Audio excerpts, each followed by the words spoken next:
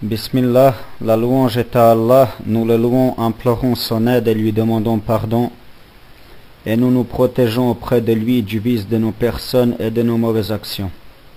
Celui qu'Allah guide, point d'égarement pour lui, et celui qui l'égare, point de guider pour lui. Et je témoigne qu'il n'y a pas de divinité digne d'être adorée si ce n'est Allah. Et je témoigne que Muhammad sallallahu alayhi wa sallam est son esclave et messager. La meilleure des paroles est la parole d'Allah, et la meilleure voie est la voie de Muhammad sallallahu alayhi wa sallam. Et les pires des choses sont celles nouvellement inventées, et toute chose nouvellement inventée est une innovation, et toute innovation est un égarement, et tout égarement est un enfer.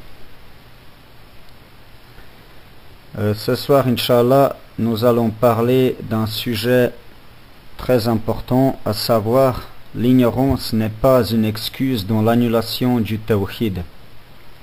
L'ignorance n'est pas une excuse dans l'annulation du tawhid. Allah a dit, et si l'un des polythéistes demande asile, accorde-le lui afin qu'il entende la parole d'Allah, puis fais-le parvenir à son lieu de sécurité, car ce sont des gens qui ne savent pas.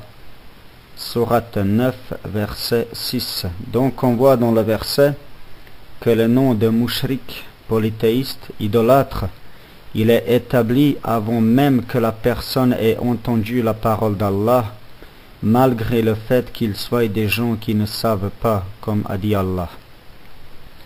Allah il a dit aussi, les infidèles parmi les gens du livre, ainsi que les polythéistes, ne cesseront pas de mécroire jusqu'à ce que leur vienne la preuve évidente. Allah a dit, et ils ont désigné des associés à Allah, les djinns, alors que c'est lui qui les a créés, et ils y ont inventé dans leur ignorance des fils et des filles, gloire à lui, il transcende tout ce qu'il lui attribue. Allah il a dit aussi, il guide une partie, tandis qu'une autre partie a mérité l'égarement parce qu'ils ont pris au lieu d'Allah les diables pour alliés, et ils pensent qu'ils sont bien guidés. Ils ont pris au lieu d'Allah les diables pour alliés, et ils pensent qu'ils sont bien guidés. Allah il a dit, certes, Allah ne pardonne pas qu'on lui donne un associé, à part cela il pardonne à qui il veut, mais quiconque donne à Allah un associé commet un énorme péché.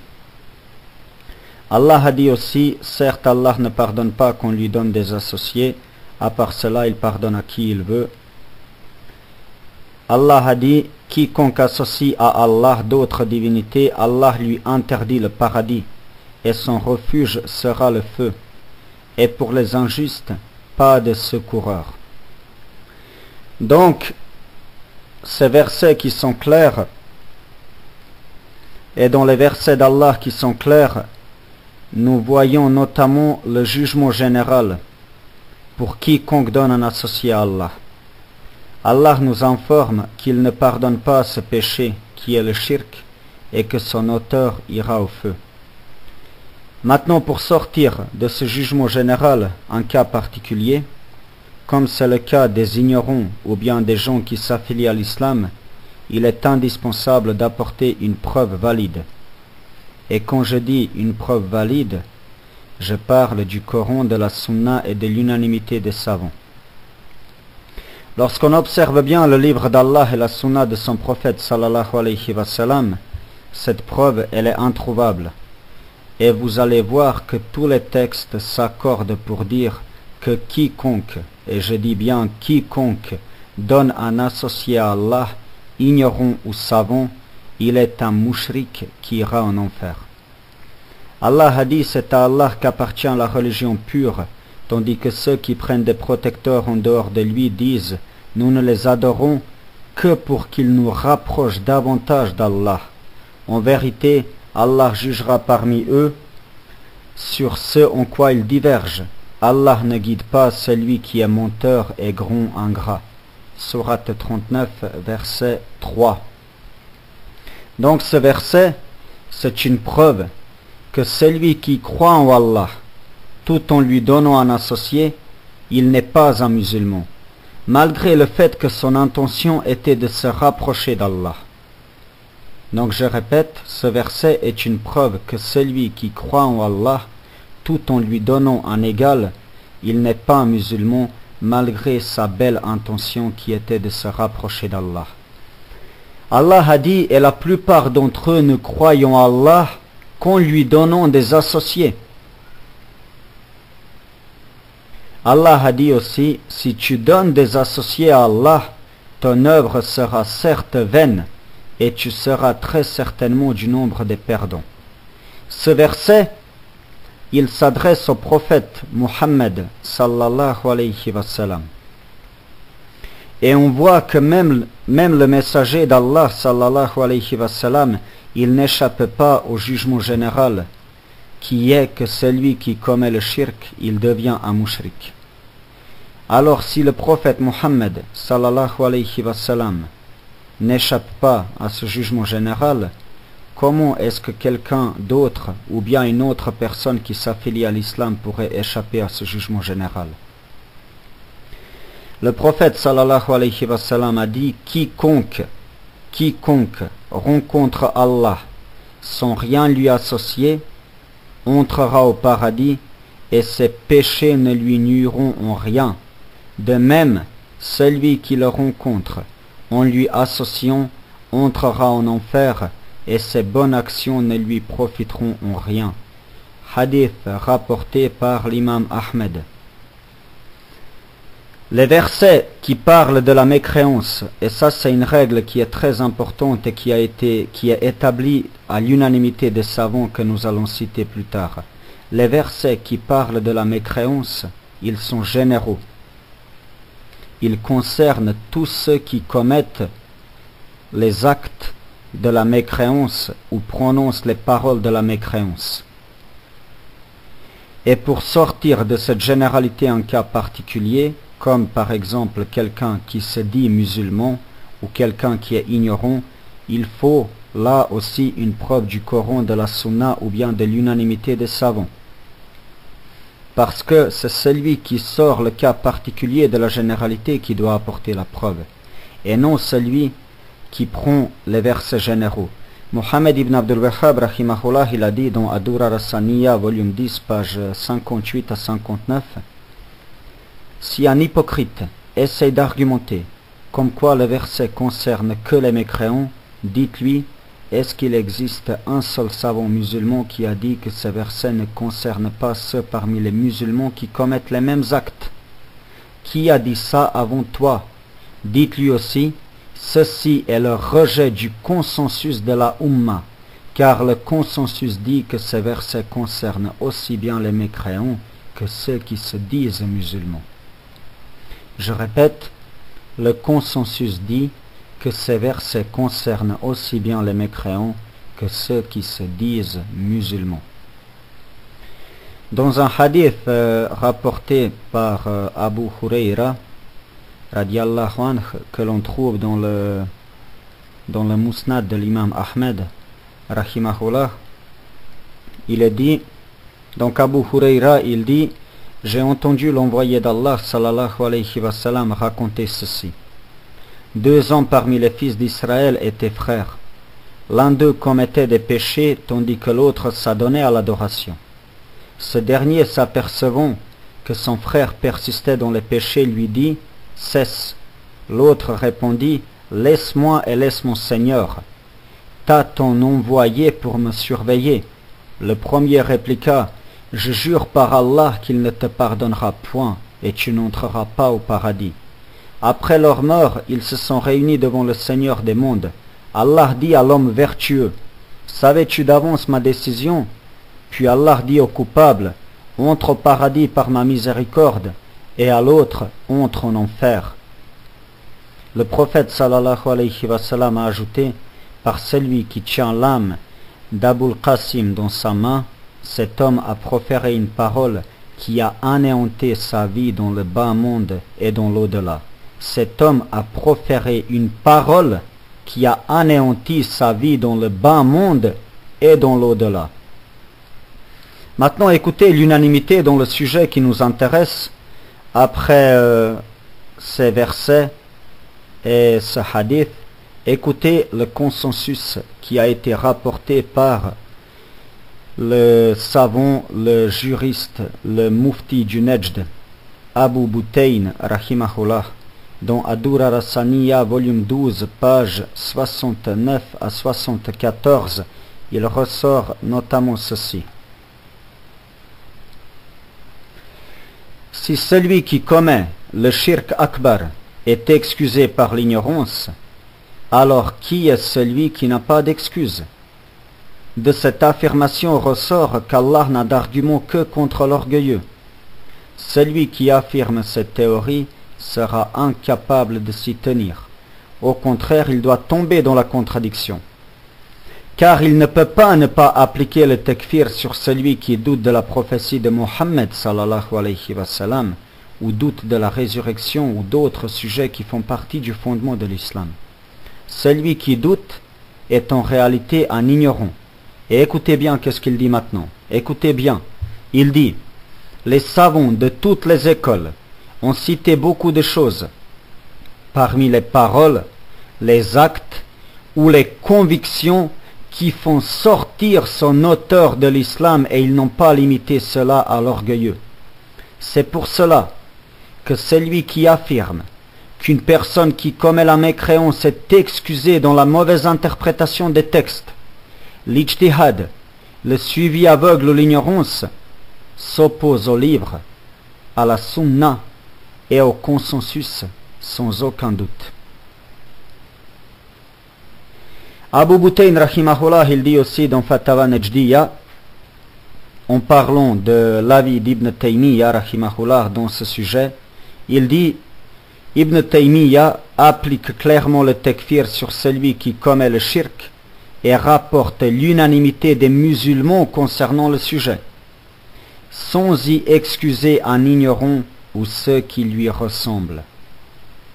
Abu Butayn rahimahullah, toujours lui, dans Minhaj at-Tarsis, page 12, il dit, tellement de groupes se sont égarés à cause des lacunes dans la science, tellement d'erreurs sont apparues à cause de cela, comme par exemple la règle qui dit l'islam et le shirk sont deux choses, l'une à l'opposé de l'autre, elles ne peuvent pas coexister ni disparaître, de sorte à ce qu'aucune ne reste. L'islam et le shirk sont deux choses, l'une à l'opposé de l'autre, elles ne peuvent pas coexister ni disparaître, de sorte à ce qu'aucune ne reste. Et l'ignorance de l'islam ou du shirk, ou seulement d'un des deux, a fait entrer beaucoup de gens dans le shirk et l'adoration des saints, et tout ceci à cause de l'ignorance. Abu Butayn, rahimahullah, il a aussi dit dans Ad-Durar as-Saniyya, volume 12, page 69 à 73, il dit, Cheikh Abu Muhammad ibn Qudama, rahimahullah, a traité le sujet de l'ijtihad et a dit, Jahiz affirmait que celui qui s'oppose au fondement de l'islam est excusé et n'est même pas dans le péché s'il est un mujtahid et n'a pas été capable d'arriver à la vérité. L'avis de Jahiz est sans aucun doute faux et mécréance en Allah. Donc, Abu Butayn ici, il nous rapporte une parole d'Ibn Qudama rahimahullah, dans laquelle il dit que celui, notamment celui qui affirme que la personne qui va s'opposer au fondement de l'islam, au tawhid, s'il est un mujtahid, il n'est pas dans le péché et il est excusé. Il dit que celui qui affirme cela, eh bien, cette affirmation est une mécréance. D'accord? Cette affirmation est une mécréance. Parce que l'unanimité que le cheikh il a rapporté avant, il a dit que celui qui tombe dans le shirk akbar, il n'a pas d'excuse, que ce soit dans la mauvaise interprétation des textes, l'ijtihad, le suivi aveugle, ou bien l'ignorance. Ibn Hajar, rahimahullah, il a dit, Il y a des musulmans qui sortent de la religion sans en avoir l'intention et sans choisir une autre religion que l'islam. Écoutez bien de nouveau cette parole. Il y a des musulmans qui sortent de la religion sans en avoir l'intention et sans choisir une autre religion que l'islam. Et il a aussi dit dans Fathul Bari, volume 12, page 267 à 269, j'ai dit, et parmi les gens, et parmi ceux qui se sont penchés sur ce hadith, il y a At-Tabari. Il a dit, après avoir cité les hadiths du chapitre, ceci est une réponse à celui qui dit que nul parmi les gens de la Qibla ne sort de l'islam qu'après avoir eu l'intention d'y sortir. La preuve contre cela se trouve dans le hadith du prophète sallallahu alayhi wa sallam. Ils disent la vérité, ils lisent le Coran et ils sortent de l'islam. Ils disent la vérité, ils lisent le Coran et ils sortent de l'islam. L'imam Tabari, rahimahullah, il a dit aussi dans le tafsir du verset, ceux dont l'effort dans la vie présente s'est égaré, alors qu'ils s'imaginent faire le bien. Ceux dont l'effort dans la vie présente s'est égaré, alors qu'ils s'imaginent faire le bien. Écoutez ce qu'il dit, à Tabari qui était parmi les salafs, il dit, ceci est la preuve des preuves de l'erreur de celui qui dit qu'on ne peut pas être mécréant à moins d'avoir l'intention de l'être. Allah nous a informés concernant ceux qu'il a cités dans le verset en nous disant que leurs efforts dans la vie présente ne sont que pertes alors qu'ils s'imaginent faire le bien.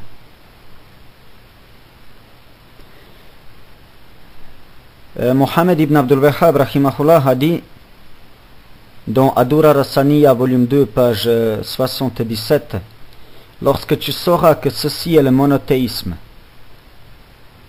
qui est d'un caractère plus obligatoire que la prière et le jeûne, et qu'Allah pardonnera à celui qui l'aura réalisé le jour dernier, et qu'il ne pardonnera pas à quiconque l'aura ignoré, même s'il s'agit de quelqu'un qui prétend appartenir à l'islam. Et lorsque tu sauras que ceci est le shirk, qui ne sera pas pardonné par Allah, et qui est auprès d'Allah plus grave que la fornication et le meurtre, ceci même, si celui qui le commet souhaite par cet acte se rapprocher d'Allah. Ceci même, si celui qui le commet souhaite par cet acte se rapprocher d'Allah. Mohammed ibn Abdul Wahhab rahimahullah, il a dit dans Fatawa Najdiya, si à l'époque du prophète sallallahu alayhi wa sallam et des gouverneurs qui l'ont succédé, il y avait des gens qui s'attribuaient à l'islam et en sont sortis malgré leurs grands actes d'adoration jusqu'à ce que le prophète sallallahu alayhi wa sallam ait ordonné de les combattre, alors on doit savoir que celui qui s'attribue à l'islam et à la sunna à notre époque peut lui aussi sortir de l'islam. Fatawa Najdiya. Allah a dit au sujet de Hud, écoutez ce verset, Allah il a dit, adorez Allah, vous n'avez de divinité que lui, vous n'êtes que des diffamateurs. Et Ibn Taymiyyah rahimahullah, il dit dans Majmu' al-Fatawa, volume 20, page 38, Allah les déclara diffamateurs alors qu'il ne leur avait pas encore ordonné de loi à laquelle s'opposer. Mais il les déclara diffamateurs car ils ont mis en place d'autres divinités qu'Allah. De ce fait, le nom d'idolâtre, le nom de mushrik, est affirmé même lorsque aucun message n'est encore parvenu, car il donne des associés à son Seigneur et s'en détourne, et il croit en d'autres divinités qu'il met en concurrence avec Allah, bien qu'aucun prophète ne lui soit parvenu. Mais ces noms lui sont affirmés, tout comme les noms paganisme et païen. On dit d'une personne qu'elle est païenne, même si aucun messager ne lui est parvenu. Et Ibn Taymiyyah rahimahullah, il dit dans Majmu' al-Fatawa, volume 14, page 282, il dit, c'est pour cela que quiconque n'adore pas uniquement Allah, c'est qu'il adore forcément un autre que lui, il est donc polythéiste, il n'y a pas trois catégories d'êtres humains, soit il est monothéiste, soit il est polythéiste. Ibn al-Qayyim, rahimahullah, il a dit dans Tariq al-Hijratain, l'islam est le tawhid, l'adoration d'Allah seul, sans lui donner d'associé. Croire en Allah, en son prophète et le suivre sur tout ce qu'il apporte. Tous ceux qui n'ont pas accompli cela ne sont pas musulmans. Si cette mécréance n'est pas due au fait que ces gens-là soient têtus, alors cette mécréance est due à leur ignorance. Et Ibn al-Qayyim, rahimahullah, il dit aussi dans la même source, Tariq al-Hijratain, la 17e catégorie, il dit: les ignorants mécréants, leurs suiveurs et leurs ânes qui sont avec eux, qui les suivent et disent: nous avons trouvé nos parents sur ce modèle et nous les imitons, la communauté est entièrement d'accord pour dire que cette catégorie de gens sont mécréants, même s'ils sont ignorants et suivent aveuglément leur chef et leur imam. La communauté est entièrement d'accord pour dire que cette catégorie de gens sont mécréants, même s'ils sont ignorants et suivent aveuglément leur chef et leur... L'imam al-Bukhari, rahimahullah, il a rapporté dans son Sahih d'après Ibn Abbas, radiallahu anhu, en ce qui concerne la parole: n'abandonnez, et ils ont dit, n'abandonnez jamais vos divinités. Sourate 71, verset 23. Donc il dit, les divinités du temps de Nuh, alayhi salam, se sont retrouvées chez les Arabes. Ce sont les noms des gens pieux du peuple de Nuh, alayhi salam. Après leur mort, le diable leur a enjolivé l'idée d'instaurer des statues auxquelles ils ont donné les noms de ces gens pieux. Après la disparition de la science, ces monuments ont été adorés. D'accord? C'est après la disparition de la science que ces monuments ont été adorés. Et en réalité, une personne, elle peut tomber dans la mécréance sur base d'une ambiguïté. Et ceci est confirmé par Ibn Qudama, rahimahullah, dans Al-Kafi, volume 4, page 158, dans le chapitre de l'apostat, le chapitre sur le jugement de l'apostat.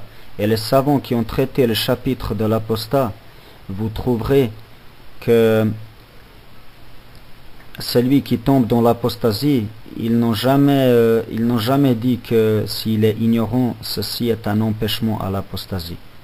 Et Ibn Qudama, il dit justement, l'apostasie en général est le fruit d'une ambiguïté. L'apostasie en général est le fruit d'une ambiguïté. Je demande à Allah de nous préserver de l'ambiguïté qui mène à l'apostasie. Amin.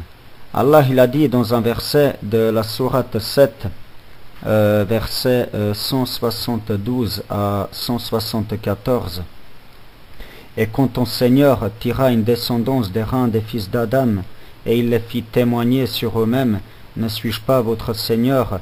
Ils répondirent, mais si, nous en témoignons, afin que vous ne disiez point au jour de la résurrection, vraiment nous n'y avons pas fait attention, ou que vous auriez dit tout simplement, nos ancêtres autrefois donnaient des égaux à Allah, et nous sommes leurs descendants après eux. Vas-tu nous détruire pour ce qu'ont fait les imposteurs?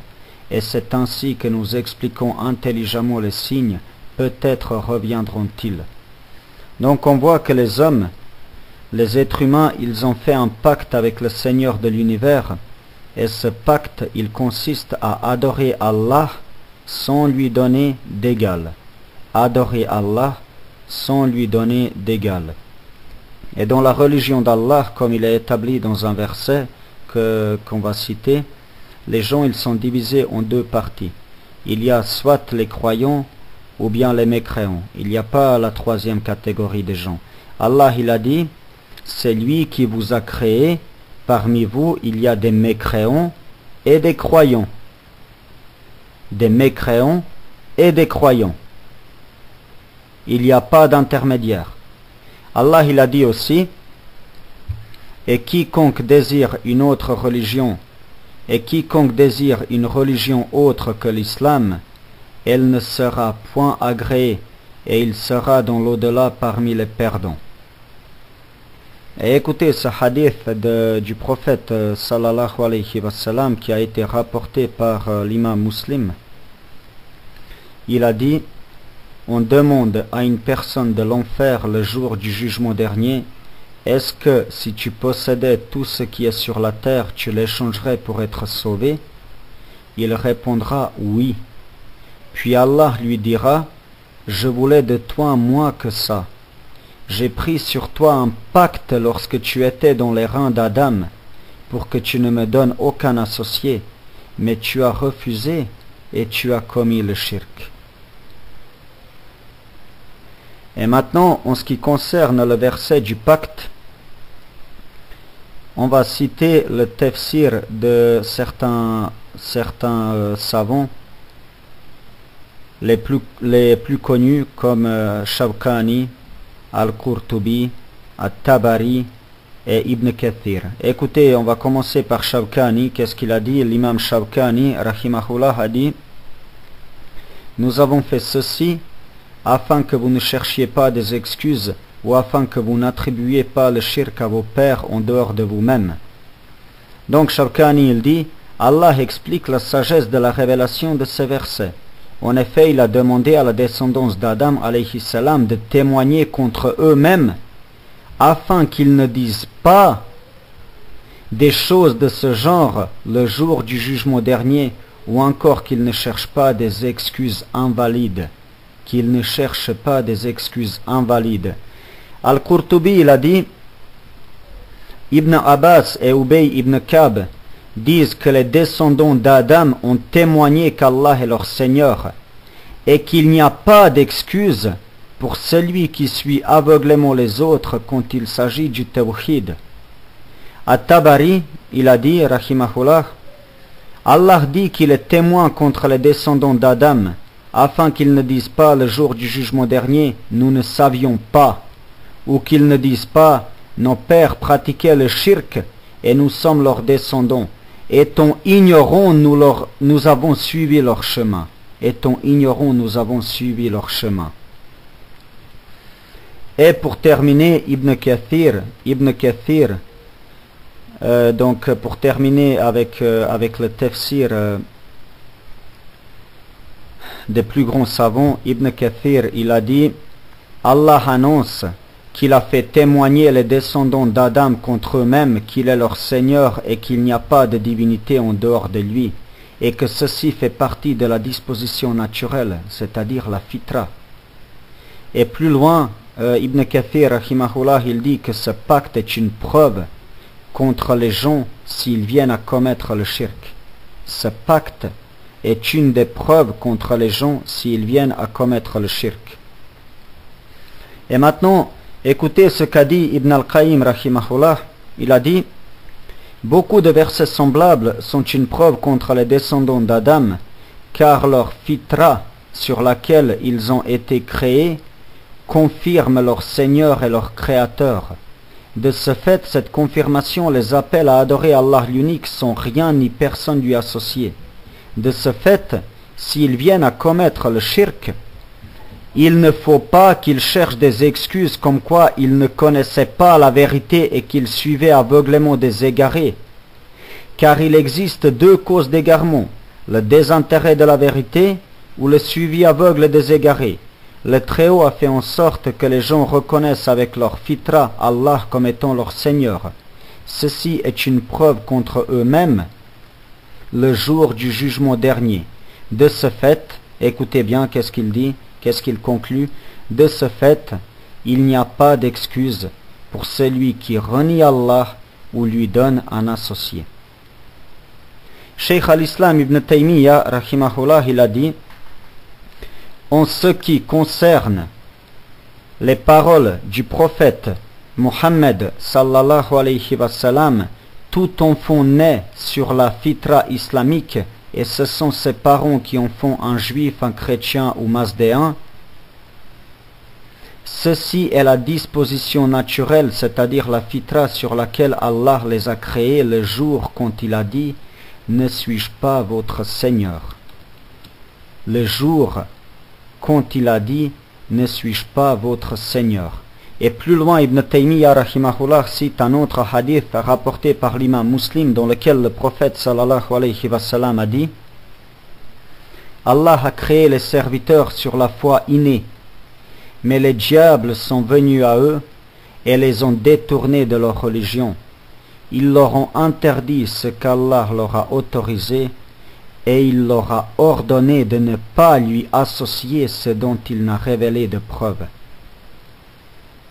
Et il leur a ordonné de ne pas lui associer ce dont il n'a révélé de preuves.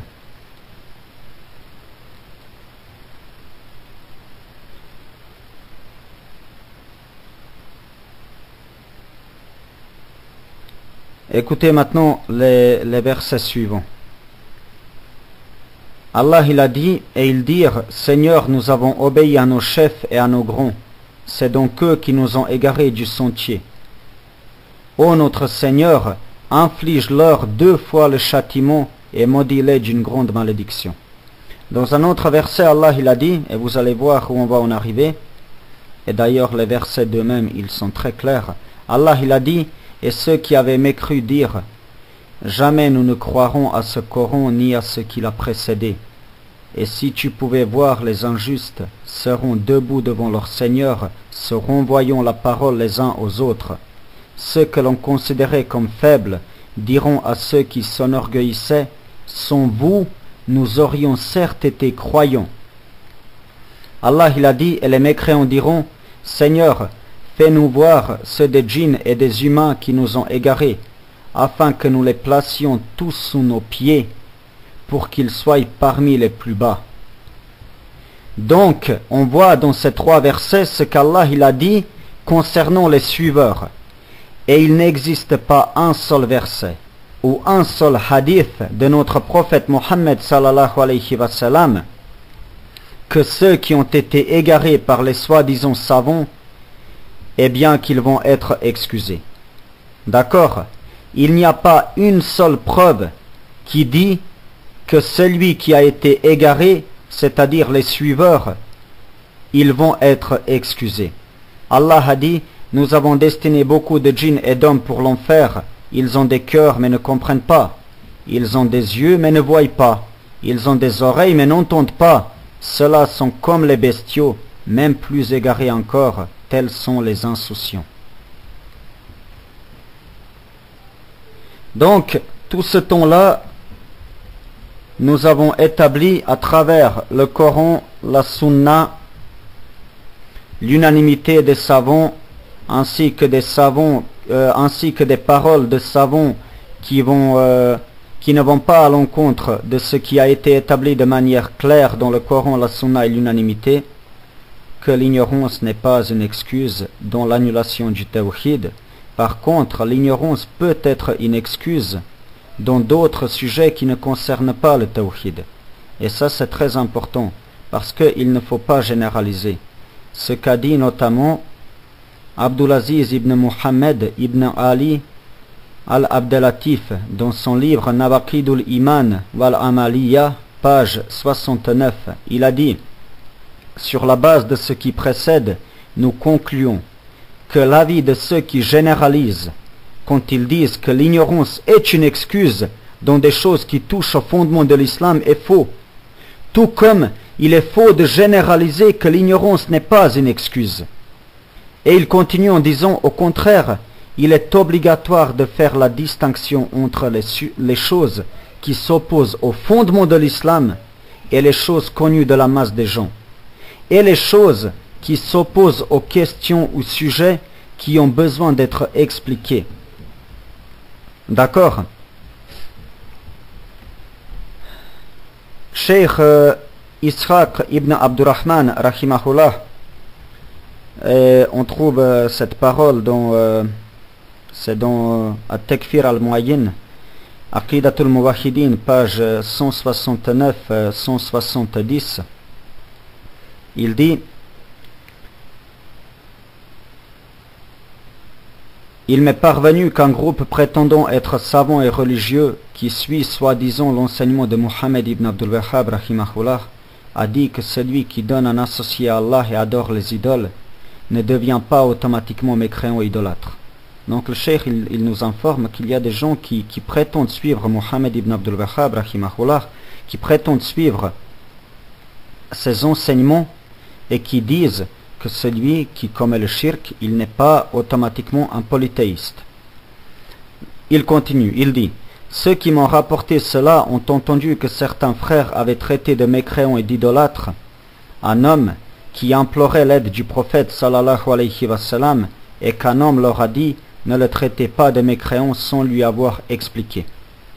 Or, lui et ceux de son genre n'éprouvent aucune gêne à se mélanger aux polythéistes lors de leur voyage et dans leur demeure, et vont même étudier chez le plus grand mécréant des savants polythéistes.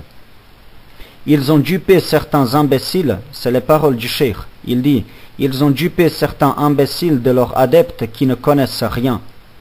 Et la cause de ceci, et Allah sait le mieux, c'est qu'ils ont délaissé les livres fondamentaux, ainsi que leur manque d'intérêt pour ces livres, et leur manque de peur de l'égarement.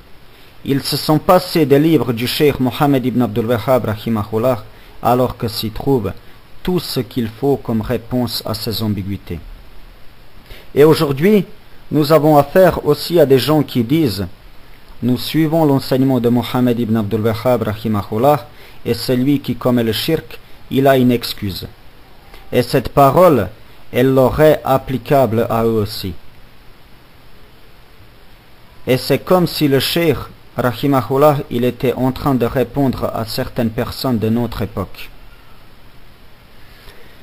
Écoutez maintenant cette parole de Abdul Latif ibn Abdurrahman rahimahullah dans Minhaj at-Tassis, page 214 à 215.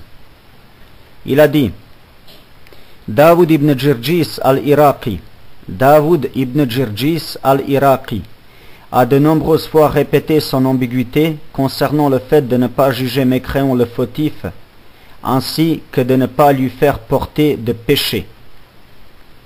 Et nous avons déjà suffisamment répondu à cette ambiguïté. Il continue en disant: mais ceci ne fonctionne que sur la populace qui ne comprend pas ce qu'est réellement l'islam.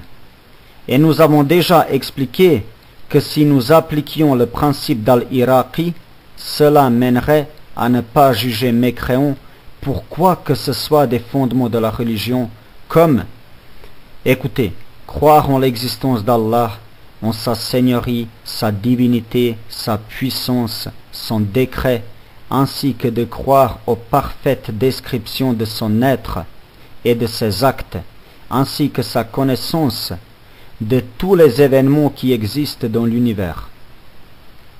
Ainsi que sa connaissance de tous les événements qui existent dans l'univers. Et empêcher de juger mécréant donc quoi que ce soit de ces choses est un rejet de la mécréance des athées et de ceux qui renient le Seigneur, ainsi que de ceux qui renient les noms et les attributs, et ceux qui invalident son unicité dont le droit d'être adoré, et ceux qui invalident son unicité dont le droit d'être adoré, ainsi que ceux qui disent qu'il ne connaît pas les événements, c'est-à-dire qu'Allah ne connaît pas les événements tant qu'ils ne se sont pas produits, comme le professent les Qadariya extrémistes, ou ceux qui attribuent les événements aux astres, ou ceux qui prétendent qu'il y a deux origines à l'univers, la lumière et les ténèbres. Le cheikh il continue en disant: si Al-Iraqi adhère à cela, alors il est encore plus mécréant que les juifs et les chrétiens. Et s'il prétend qu'il existe une moindre différence entre toutes ces choses et l'objet de divergence entre nous, qui est la question d'invoquer les morts et les absents dans des choses que seul le Seigneur des mondes peut exaucer, qu'il nous trouve cette différence. Puis qu'il nous trouve la moindre preuve de son exactitude. Et s'il ne le fait pas, et il ne pourra jamais le faire, tout son principe sera détruit. Et alors, les gens de science et de foi sauront qu'il ne s'agissait que de ruse, et qu'il ne fait pas partie des gens de science et de religion. Et qu'il ne fait pas partie des gens de science et de religion, ni de ceux qui connaissent l'islam et les musulmans, ni de ceux qui peuvent faire la différence entre les monothéistes et les polythéistes, mais qu'il est au contraire dans les ténèbres de l'ignorance et du polythéisme évident. Fin de la parole d'Abdulatif ibn Abdurrahman, qui parle de Daoud ibn Jirjis, un homme qui s'affiliait à l'islam et qui disait qu'il est un Hanbali, et qui se promenait avec des livres d'Ibn Taymiyyah et d'Ibn al-Qayyim, et qui disait que l'ignorance est une excuse dans le shirk akbar. Et regardez, qu'est-ce qu'il a dit, ce savant de Najd, à propos de lui.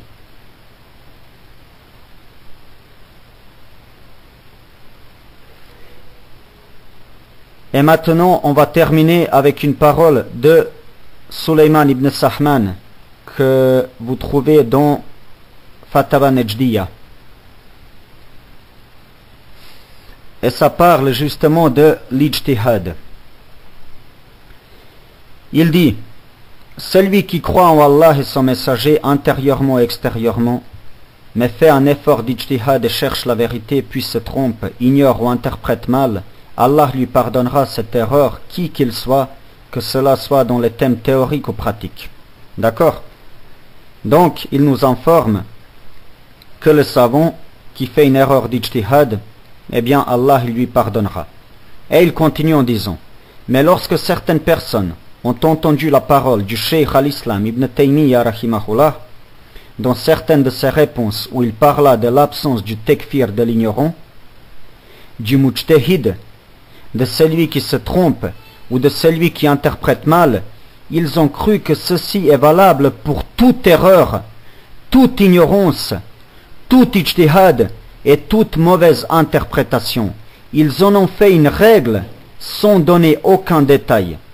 Donc là, le cheikh, il nous informe qu'il y a des gens, ils ont vu les paroles d'Ibn Taymiyyah rahimahullah, où il donne l'excuse de l'ignorance, de la mauvaise interprétation de l'ijtihad dans certains sujets, et ces gens-là, avec la parole d'Ibn Taymiyyah rahimahullah, ils en ont fait une généralité. Et ils ont dit, cela concerne tous les sujets. Et c'est ça que nous dit Sulayman ibn Sahman rahimahullah.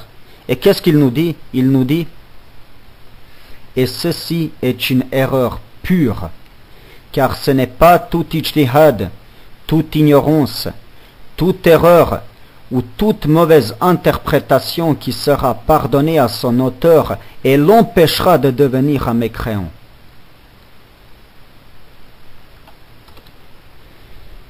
Ceci est une erreur pure, car ce n'est pas tout ijtihad, toute ignorance, toute erreur ou toute mauvaise interprétation qui sera pardonnée à son auteur et l'empêchera de devenir un mécréant. En effet, ce qui est nécessairement connu dans la religion islamique, comme la foi en Allah, la foi en son messager et ce qu'il a enseigné, il n'y a aucune excuse par ignorance dans cela. Allah nous a informés de l'ignorance de beaucoup de mécréants, tout en déclarant clairement leur mécréance.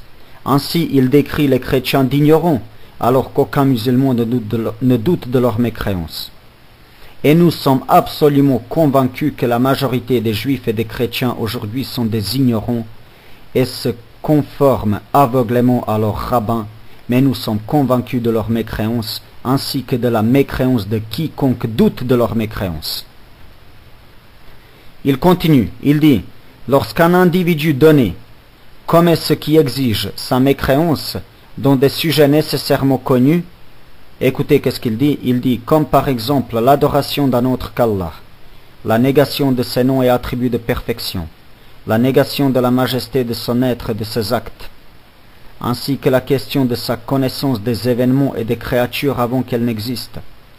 Si on devait interdire de juger mécréant celui qui commet cela par erreur ou par ignorance, tout cela réfuterait celui qui juge mécréant ceux qui renient l'être d'Allah, sa seigneurie, ses noms et ses attributs, son unicité dans la divinité, ainsi que ceux qui disent qu'Allah ne sait pas ce qui se passe dans l'univers avant que cela ne se produise, comme les Qadariya extrémistes, ou ceux qui prétendent que les événements sont causés par les astres, ou que l'origine de la création est la lumière et les ténèbres. Celui qui adhère à tout cela est encore plus mécréant et plus égaré que les juifs et les chrétiens. Il dit, est-ce que ceux qui disent qu'Allah est dissous dans sa création n'en sont-ils pas arrivés à une telle mécréance aussi avérée, une idolâtrie aussi énorme, et à l'abolissement de la réelle existence du Seigneur des mondes uniquement par leur erreur d'ijtihad dans ce sujet? Cette erreur d'ijtihad les égara, après quoi ils se sont mis à égarer les autres. N'a-t-on pas exécuté Al-Halaj à l'unanimité des juristes uniquement pour l'égarement de son ijtihad? Et les Karamites, toutes les atrocités et les apostasies de la loi islamique qu'ils ont commis, n'était-ce pas à cause de leur ijtihad comme ils le prétendent?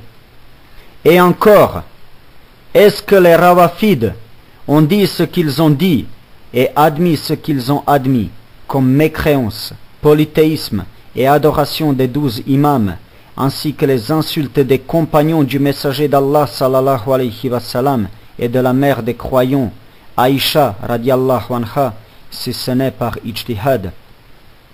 Fin de la parole de Sulayman ibn Sahman.